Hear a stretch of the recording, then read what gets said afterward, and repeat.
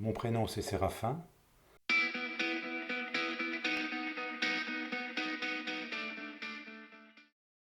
C'est compliqué. Un homme qui a 69 ans maintenant, qui est retraité. Alors retraité, du moins qui a fini son activité professionnelle, je dirais ça plutôt ça comme ça, depuis quelques années, qui vit à Metz depuis maintenant en permanence depuis un peu plus de 5 ans. Voilà. Peut-être colérique. Colérique, mais alors c'est assez particulier parce que dans mon activité professionnelle, j'étais décrit comme quelqu'un de toujours calme face à toutes les situations, qui ne s'énervait jamais, et donc j'explose peut-être dans le cadre privé, plus personnel, voilà, avec moi et contre moi et un peu avec mon épouse. Voilà, donc je pense que c'est elle qui dirait que je suis le plus colérique. Donc j'explose, mais je redescends aussi vite. Et je pense que jamais par méchanceté, par réaction, voilà, mais souvent bête. Je pense que j'ai toujours une capacité à comprendre vite les choses, à analyser les choses. à- je pense avoir une bonne perception des autres, des personnes.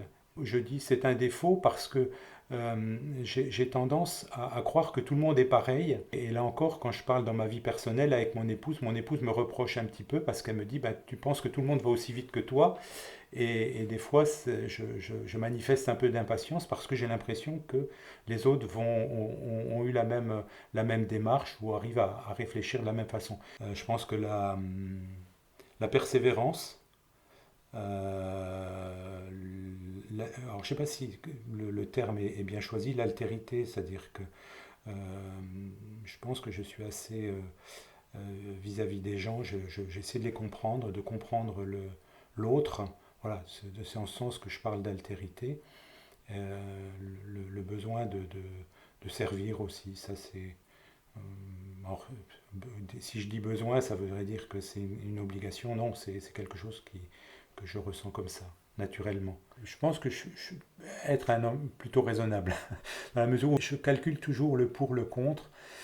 Avantage, inconvénient, ça a toujours été dans mes décisions, ça a toujours été un guide. J'arrive à vite évaluer les choses et à décider. Donc la raison pourrait être un frein aussi en disant bah, à trop réfléchir, Moi, ça n'a jamais été un frein. Donc j'ai pu peut-être faire des erreurs, mais non, je pense que voilà, je raisonne, donc j'évalue les choses, mais plutôt rapidement.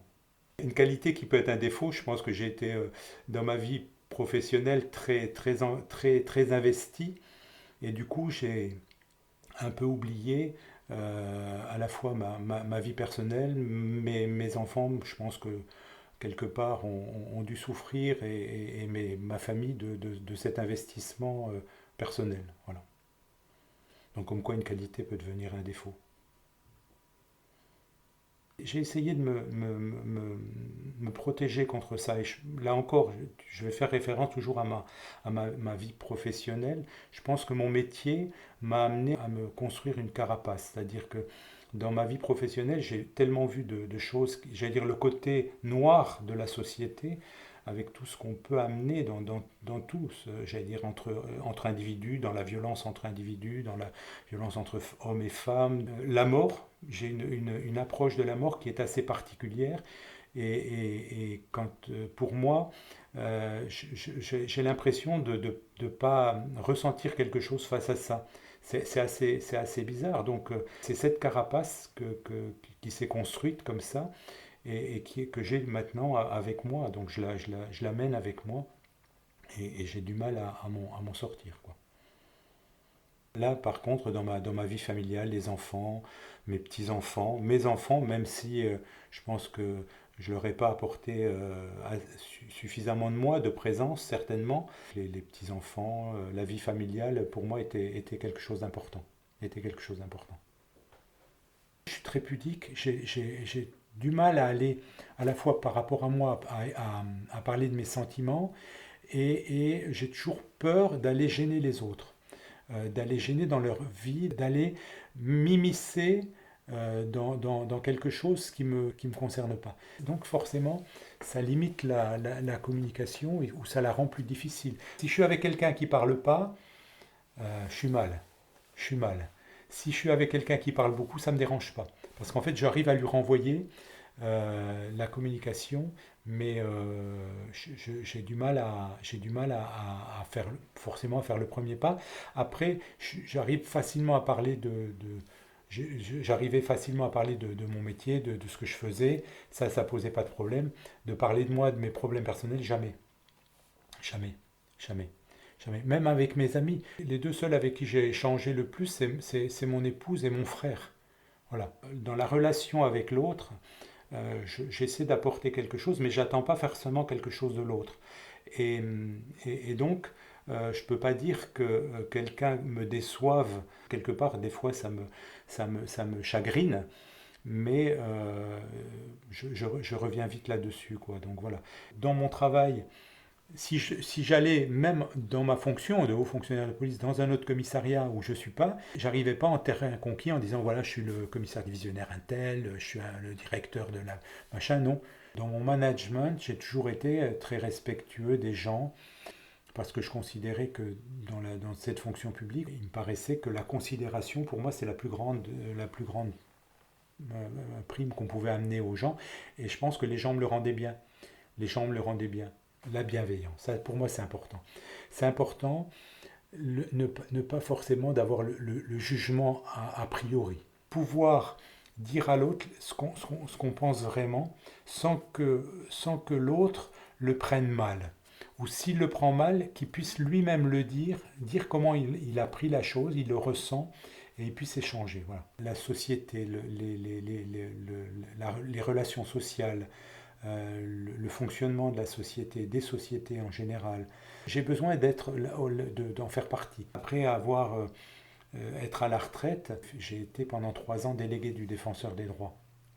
Donc j'ai fait de la médiation sociale. Je me suis senti utile.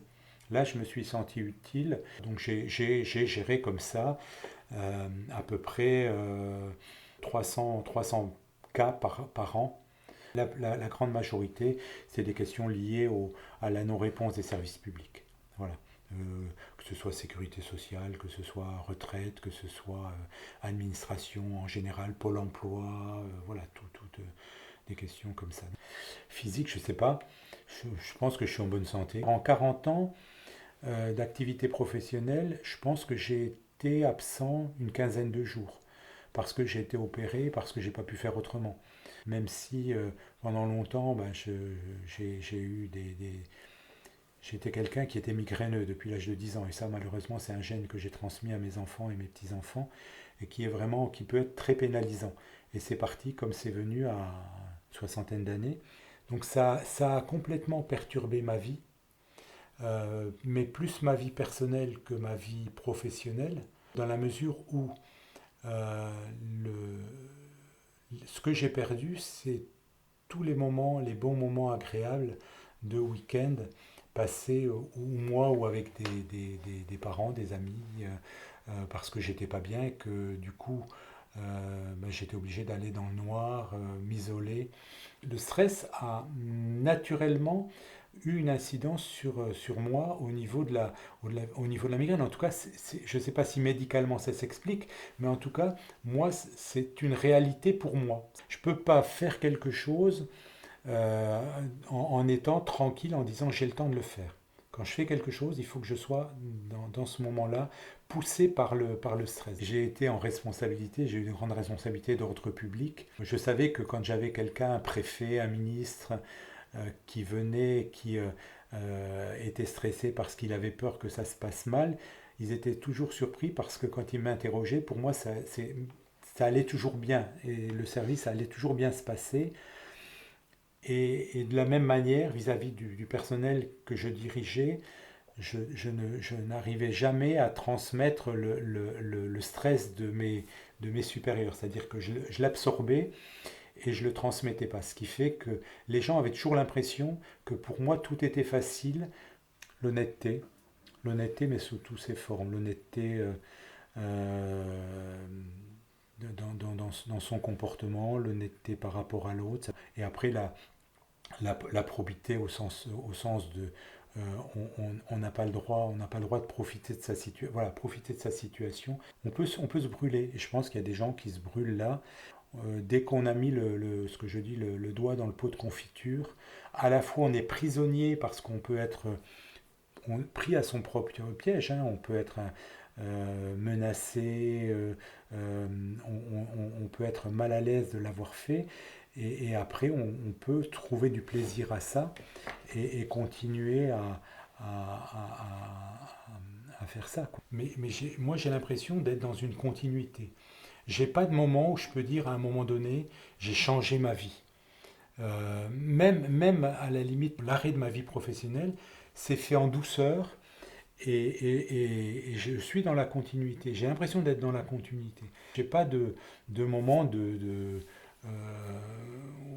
bon, peut-être des moments difficiles, mais pas systématiquement en rupture. Tu vois, en rupture de la vie ou en disant je change complètement parce que c'est pas ça que j'ai choisi, c'est pas ça que je vis. Non.